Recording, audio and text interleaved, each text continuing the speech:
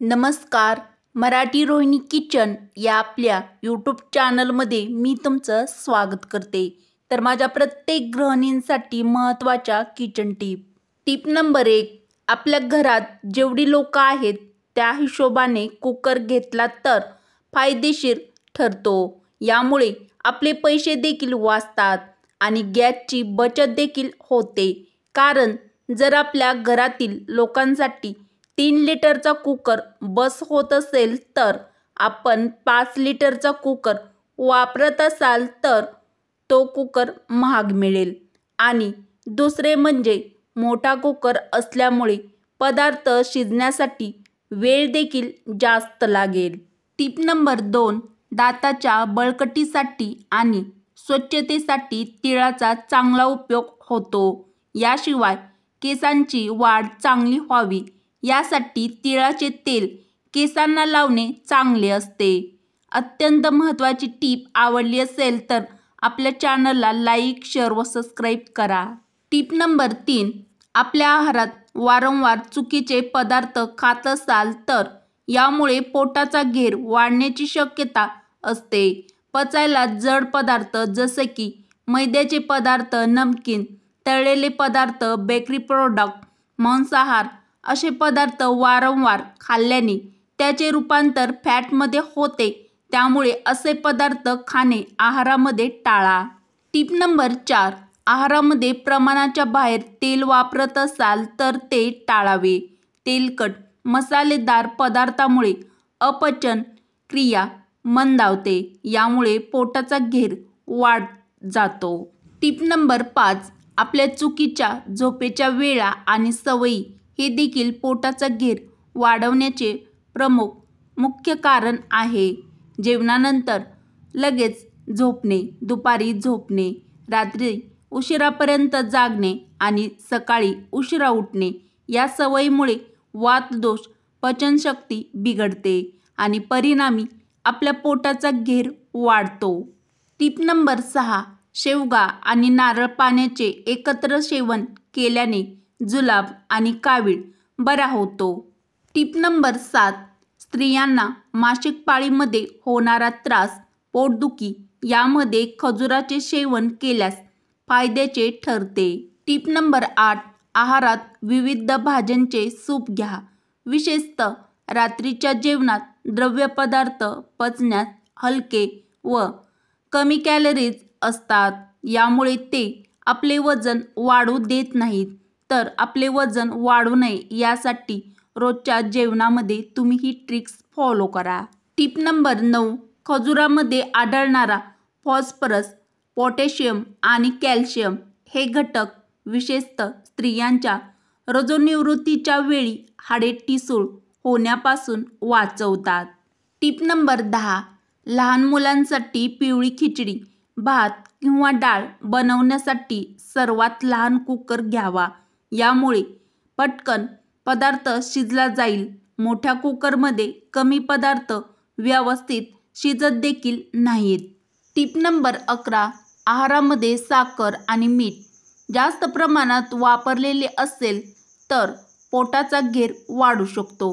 कारण साखर आणि मीठ हे हायग्रोस्कोपिक पदार्थ आहेत. म्हणजे शरीरातील द्रव्य भागाचे शोषण करणारे हे 2 घटक आहेत. Tip number 12. जास्त चहा पिल्यामुळे पोटात असे काही ॲसिड तयार होऊ लागतात जे आपल्या पोटामध्ये अल्सर किंवा सूज वाढवतात. अत्यंत महत्त्वाची व लक्षात ठेवण्यासारखी खास टिप नंबर 13. जास्त चहा प्यायल्याने वारंवार लघवी होणे.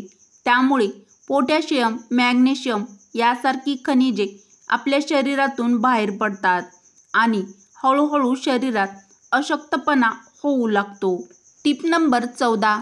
चहामध्ये कॅफीन असते जे आपल्या मेंदूची शक्ती व विचार करण्याची क्षमता कमकुवत करते. एकदा का आपल्या शरीराला कॅफीनची सवय झाली की चहा मिळेपर्यंत आपला मेंदू नीट काम करत नाही असे आपण म्हणू शकतो. तर अत्यंत उपयुक्त टीप प्रत्येक मैत्रिणीपर्यंत शेअर करायला विसरू नका. Tip number 15. झोपण्यापूर्वी तुळस आणि अडुळशाचा काढा घेतल्याने दमा आजार कमी होतो. Tip number 16. ज्यांना लघवी सुच्च होत नाही त्यांनी तीळ, दूध आणि खडीसाखर खाल्ल्यास मूत्राशय मोकळे होण्यास मदत होते. अत्यंत महत्त्वाची टिप नंबर 17. बाळंत स्त्रियाला पुरेसे दूध येत नसेल तर बाळंत स्त्रीला दुधात तीळ घालून ते प्यायला द्यावे. Tip number 18. तारखेच्या आधी मासिक पाळी येत असेल तर आहारातील गरम पदार्थाचे सेवन टाळावे. यामुळे मासिक पाळी योग्य तारखेला येईल. अत्यंत उपयुक्त व महत्त्वाची टिप नंबर 19. तुम्हाला वारंवार सर्दीचा त्रास होत असेल तर गरम पाणी पिणे चांगले आहे.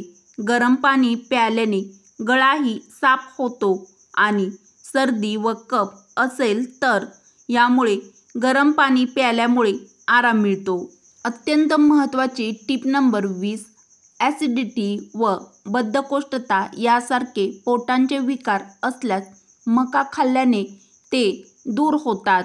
त्याच्या सेवनाने पोट देखील साफ होण्यास मदत होते. अत्यंत महत्त्वाची टिप नंबर 21. गरम चहा पिल्याने घशाचा व अन्ननलिकेचा कर्करोग म्हणजेच कॅन्सर होण्याचा धोका जास्त वाढतो. Tip number 22. लहान मुलांना मका आवर्जून खाण्यास द्यावा. त्यामुळे त्यांचे दात मजबूत राहण्यास मदत होते. महिलांसाठी अतिशय खास टिप नंबर 23. रोज सकाळी पायी चालणे, जॉगिंग करणे, दोरीवरच्या उड्या मारणे किंवा व्यायाम करणे यामुळे पोटाची चरबी कमी होते व पोटाची चरबी कमी करण्यासाठी उपयुक्त ठरते. याने हळूहळू फॅट्स कमी होते व पचनतंत्र सुधारते. Tip number 24. ज्यांना उष्णतेचा त्रास होतो त्यांनी तीळ कमी प्रमाणात खावेत किंवा ते अजिबातच खाऊ नयेत. Tip number 25. ॲलर्जी, अस्थमा, डांग्या खोकला यासारख्या आजारावर आळशी गुणकारी ठरते. अत्यंत महत्त्वाची टिप नंबर 26. त्रिफळा चूर्ण 1 चमचा रात्री अर्धा तांब्या पाण्यामध्ये भिजत घालून सकाळी ते पाणी गाळून घ्या व याने डोळे धुवा.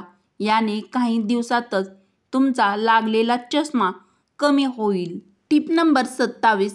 एक केळ घेऊन त्याला एक चीर पाडून घ्या व नंतर त्यामध्ये मिरेपूड पाव तोळा भरून घ्या. रानसेनीमध्ये केळीचे पान गुंडाळून भाजावे. सकाळी भाजलेले संध्याकाळी व संध्याकाळी भाजलेले सकाळी असे 45 दिवस खावे. याने श्वासरोगावर हे रामबाण उपाय आहे. Tip number 28. पिसाळलेला कुत्रा चावल्यास त्या जखमेवर लगेचच लाल तिखट टाकावे. यामुळे जखम होत नाही आणि विषसुद्धा उतरते. Tip number 29. पांढऱ्या कांद्याचा रस गरम करून तो कोमट असताना 2 ते 3 थेंब दिवसा कानामध्ये टाकावे. यामुळे कानदुखीमध्ये आराम मिळतो. तर कानदुखीचा त्रास असेल तर ही टिप तुम्ही एकदा नक्की ट्राय करून बघा. Tip number 30. तिळात सेसमिन नावाचे अँटीऑक्सिडेंट असते. त्यामुळे कर्करोगाच्या म्हणजेच कॅन्सरच्या पेशी वाढण्यास अवरोध करते. फुफ्फुस, पोट, गर्भाशय, स्तन याचा किंवा रक्ताचा कॅन्सर कमी करतात.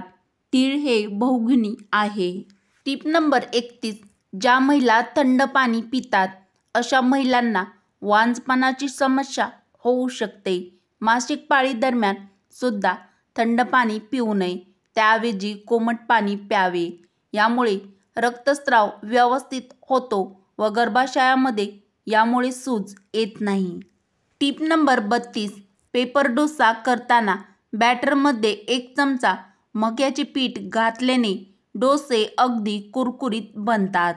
वरील उपयुक्त व खास टिप जर तुम्हाला आवडल्या असतील तर मराठी रोहिणी किचन या आपल्या मराठमोळ्या चॅनलला सबस्क्राईब करा, लाईक करा व असेच नवनवीन व छान छान व्हिडिओ तुमच्या मित्रमैत्रिणीला नक्की शेअर करायला विसरू नका. चला तर मग भेटू अशाच पुढच्या एखाद्या छानशा व्हिडिओमध्ये.